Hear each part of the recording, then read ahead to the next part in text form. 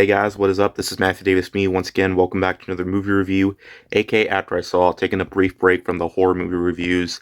And I actually wish I wasn't because there's a lot more horror movies I want to review, but I am going to get them out. But first, I want to talk about Amsterdam, the new film by David O. Russell that has a huge cast.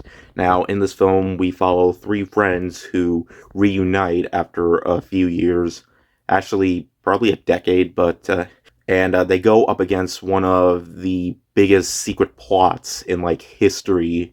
And during that time, two of them get framed for a death, and then during the movie, they try to find and get the true culprit. And there's other stuff in the movie. There's like a romance between two of them, and yeah. But this movie has a massive cast of people, and I'm just gonna try to see if I can remember as much as I can.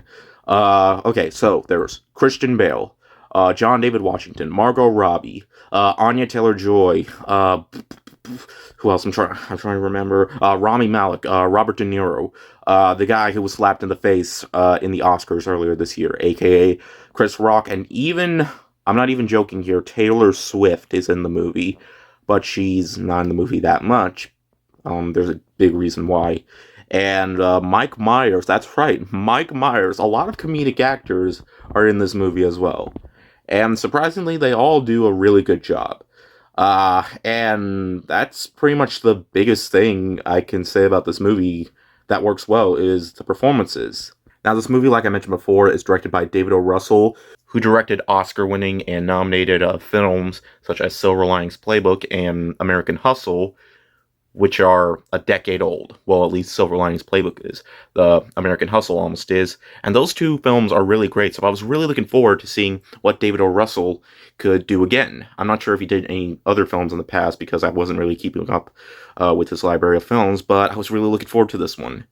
And just like how I was really interested in Don't Worry Darling because that also had a great director who directed a really great directorial debut film. Well, that's kind of in the same line as this, because I thought this movie was a big step down from those two films. Now, that's not to say that this movie is completely bad. I don't think this movie is nearly as bad as critics are making it out to be, okay? Like I mentioned before, it does have good performances, but I feel like the biggest thing that the movie is really going for it are the performances.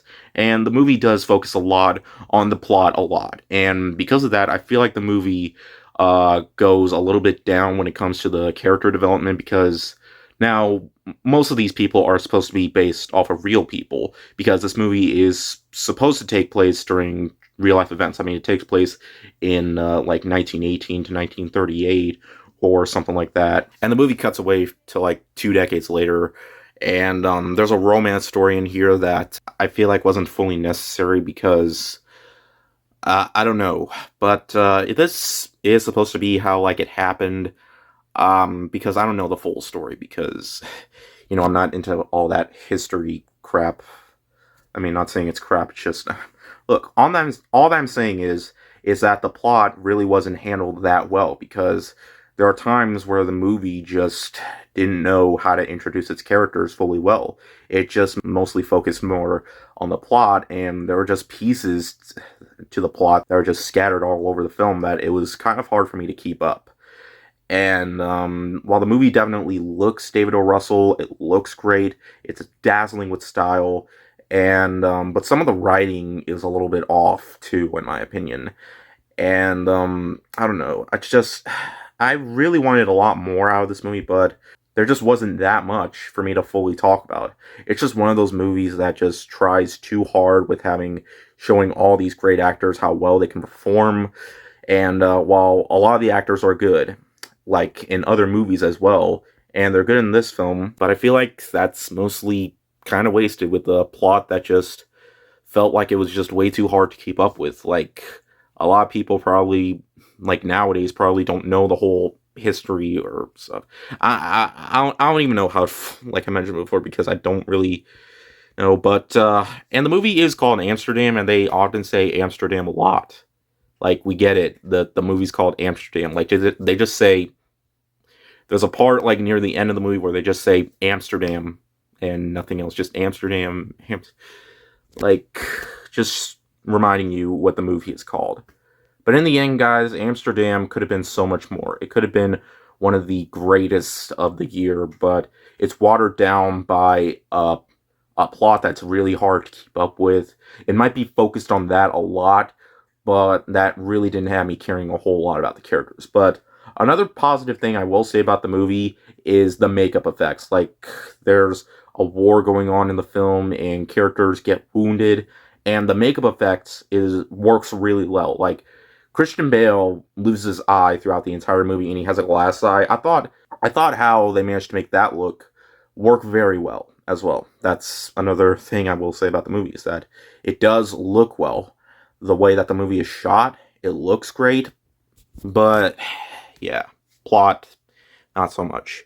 It could have been handled so much more. David O. Russell really did try here, but I felt like he didn't really try hard enough.